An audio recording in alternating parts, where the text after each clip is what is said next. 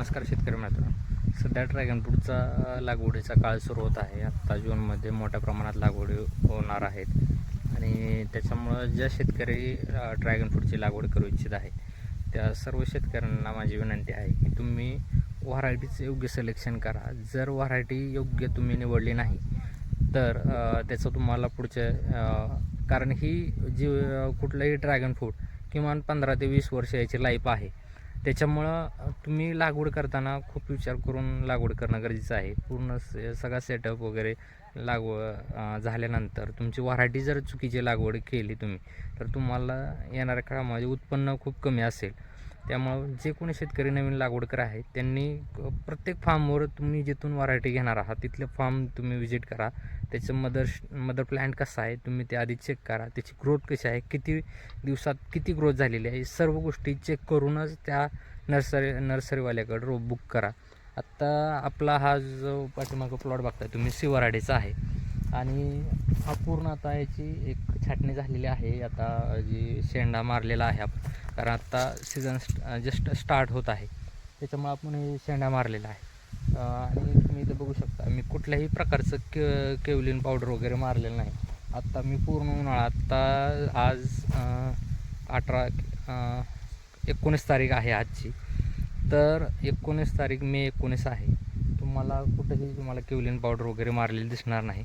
तुम्ही दोन्ही साईडला बघू शकता.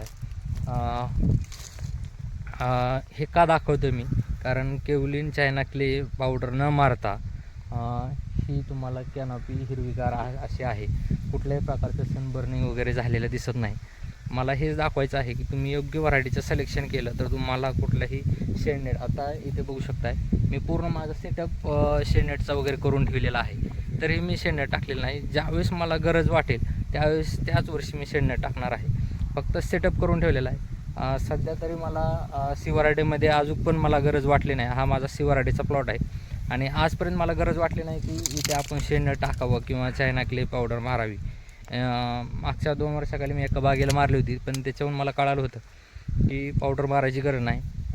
पावडर न मारता चायना क्ले पावडर न मारता हे पूर्ण प्लॉट एकदम हिरवागार राहू शकतो. याला कुठल्याही पावडरची सुद्धा गरज नाही. पण तरीही प्रिकॉशन म्हणून लोक मारतात, पण आपल्या सिवरायटीला तेवढीही गरज नाही आणि ह्याचं उत्पन्न खूप जास्त आहे.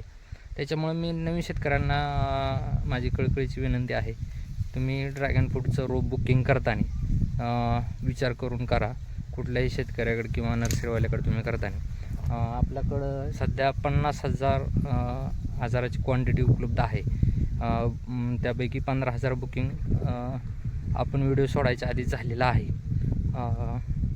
तरी बाकी 35,000चं बुकिंग आपल्याकडे शिल्लक आहे. तरी ज्यांना कोणाला ड्रॅगन फ्रूटच्या सिवराडीचे रोपं पाहिजे असतील त्यांनी माझ्याशी नक्की संपर्क साधा. धन्यवाद.